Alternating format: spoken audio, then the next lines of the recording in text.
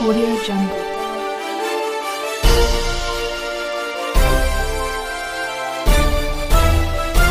Audio Jungle.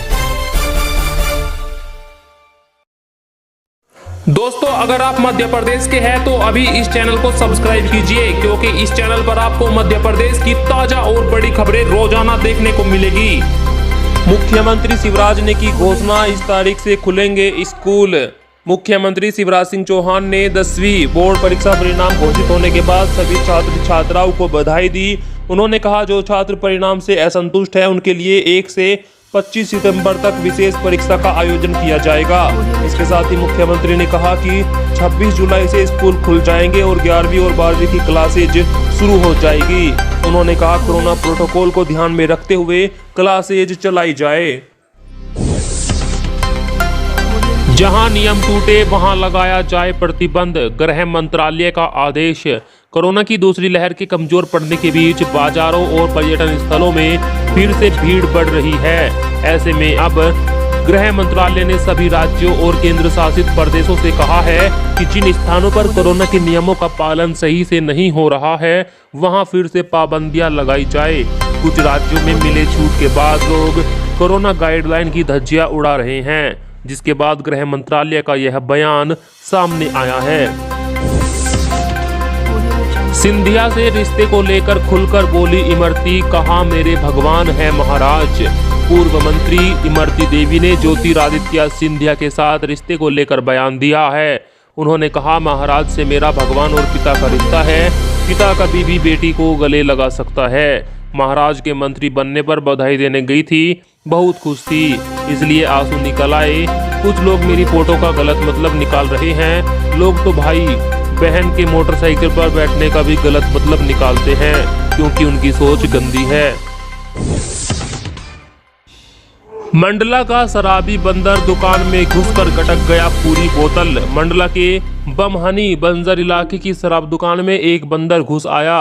कुछ देर तक वो फाइल और कागजों पर नजर डालता रहा, फिर शराब की एक बोतल निकालकर उसे खोलकर पीने लगा।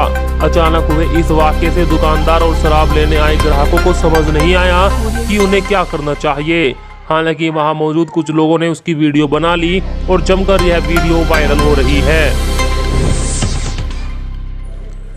आम आदमी पर महंगाई की एक और मार, ट्रांसपोर्टर्स बढ़ाएंगे 20% भाड़ा। एक तरफ जहां कोरोना महामारी की वजह से बढ़ती बेरोजगारी ने लोगों का जीना मुश्किल किया हुआ है, वहीं बढ़ती महंगाई ने भी आम आदमी की कमर तोड़कर रख दी है। एक खबर आ रही है कि ट्रांसपोर्टर्स माल ढुलाई की कीमतों में 20% की बढ़ोतरी करेंगे। ऐसे में अगर ट्रांसपोर्टर्स माल ढुलाई की कीमतों में इजाफा करते हैं तो सब्जी फल जैसी कई जरूरी चीजों की कीमतों में भारी इजाफा होगा। बीते 24 घंटों के दौरान मध्य प्रदेश में क्या है कोरोना की स्थिति, आइए डालते हैं नजर। गृह मंत्री नरोत्तम मिश्रा ने कहा कि प्रदेश में कोरोना लगातार नियंत्रण में आ रहा है। पिछले 24 घंटों में 39 मरीज स्वस्थ हुए हैं, जबकि नए केस सिर्फ 14 है। संक्रमण दर घटकर 0.03% हो गई। वहीं प्रदेश में कल कोरोना के 74,000 टेस्ट हुए थे।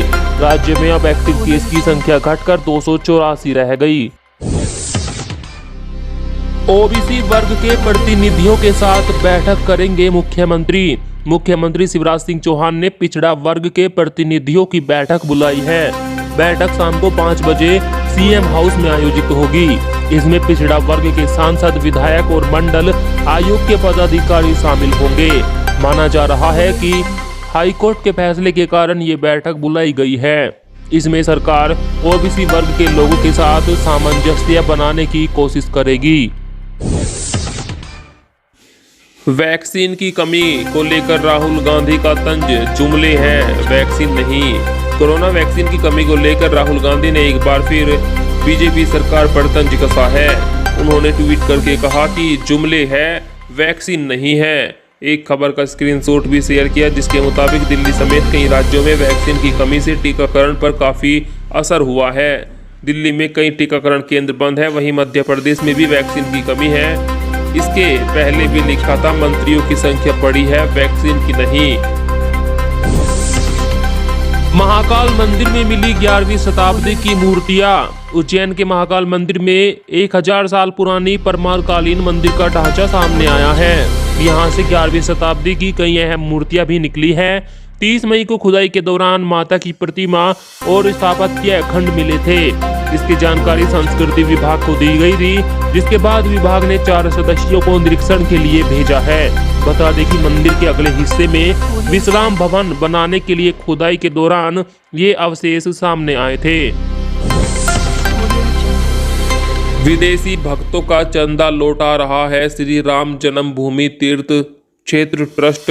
श्री राम जन्मभूमि तीर्थ क्षेत्र ट्रस्ट विदेशी राम भक्तों से प्राप्त चंदे को उन्हें वापस कर रहा है। मिली जानकारी के अनुसार ट्रस्ट के पास अभी लाइसेंस नहीं है विदेशों से चंदा लेने का। इसके बिना कोई भी संगठन विदेशी स्रोतों से चंदा स्वीकार नहीं कर सकता।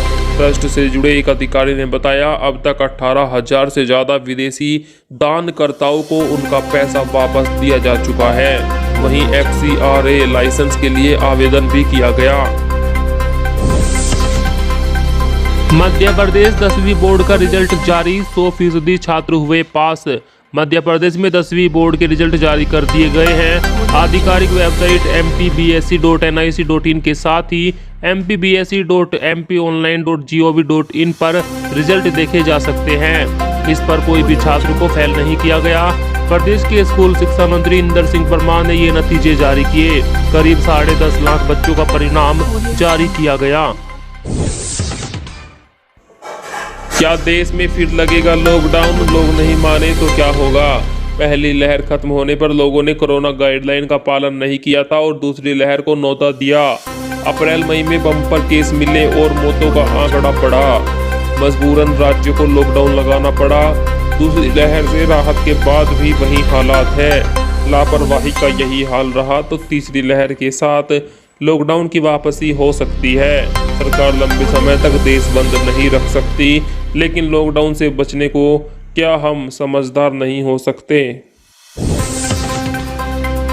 महंगाई भत्ते पर लगी रोक हटी, 17 से बढ़कर 28% हुआ। प्रधानमंत्री नरेंद्र मोदी के नेतृत्व में कैबिनेट की बैठक खत्म हो गई। केंद्रीय कैबिनेट की बैठक में कई अहम फैसले लिए गए। केंद्र ने महंगाई भत्ते पर 1.5 साल से लगी रोक हटा दी है। महंगाई भत्ते को 17 से बढ़ाकर 28% कर दिया गया। कोरोना काल में बढ़ती महंगाई के बीच इस फैसले से करीब 50 लाख केंद्रीय कर्मचारियों और पेंशनर्स को फायदा होगा। राकेश टिकैत बोले, ट्रैक्टर नहीं DTC बसों से सांसद जाएंगे किसान। सांसद का मानसून सत्र 19 जुलाई से शुरू हो रहा है। किसानों ने ऐलान किया है कि 22 जुलाई से रोजाना संसद के बाहर 200 किसान धरना देंगे। किसान नेता राकेश टिकैत ने कहा, किसान ट्रैक्टर से नहीं बल्कि DTC की बसों से सांसद जाएंगे। अगर सरकार के भरोसे रहे तो वह फिर से किसानों को लाल किला ले जाकर न छोड़ दे। DTC की बसें दिल्ली का रास्ता बखूबी जानती है और सीधे सांसद लेकर जाएगी। नकली नोट सप्लाई करने वाले 3 आरोपी गिरफ्तार, मुख्य सरगना फरार। ग्वालियर पुलिस ने नकली नोटों की सप्लाई करने वाले गैंग का पर्दाफाश किया है। पुलिस ने 3 आरोपियों को गिरफ्तार किया है। हालांकि अभी मुख्य सरगना पुलिस की पकड़ से बाहर है। मुख्य आरोपी बिहार के सिवान का रहने वाला है। पुलिस लगातार उसकी तलाश में लगी है। इसके लिए बिहार पुलिस की भी मदद ली जा रही है। मामले में 27 जून को पुरानी छावनी थाना पुलिस ने एक युवक को 4700 रुपए के नकली नोट के साथ पकड़ा था। कागजों से छेड़छाड़ करके दोस्तों ने लगाया करोड़ों रुपए का चूना। ग्वालियर में राजेंद्र प्रसाद और चेतन प्रसाद ने साझेदारी में कर्सर का संचालन शुरू किया था।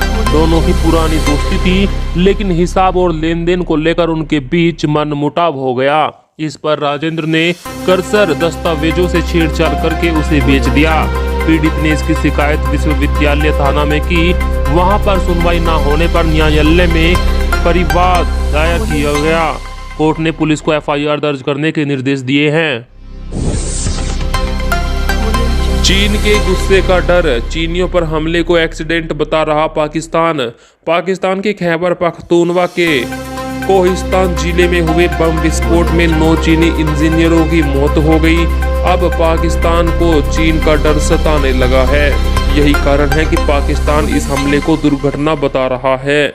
दरअसल पाकिस्तान के विदेश मंत्रालय ने इसे दुर्घटना बताते हुए कहा कि बस हादसे में 9 चीनी और 3 पाकिस्तानी नागरिकों की मौत हुई। मैकेनिकल दिक्कत की वजह से गैस लीकेज हुई और ब्लास्ट हो गया, जबकि सच्चाई ये है कि वह एक आतंकवादी हमला था। चीन अब फटकार लगाएगा पाकिस्तान को, इसी की डर से पाकिस्तान इसको एक्सीडेंट बता रहा है। Audio Jungle.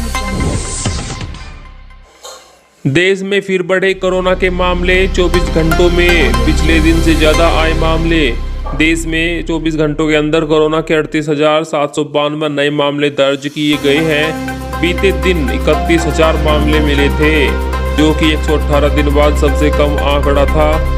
इस तरह से 624 मरीजों की जान भी चली गई। आपको बता दें, परसों से कल आंकड़ों में कई हजार की वृद्धि हुई। देश में 4,11,408 मरीजों की अब तक जान जा चुकी है। फिलहाल देश में एक्टिव मरीजों की संख्या 4,29,946 हो गई। यह कोरोना के कुल मरीजों की संख्या का 1.40% है।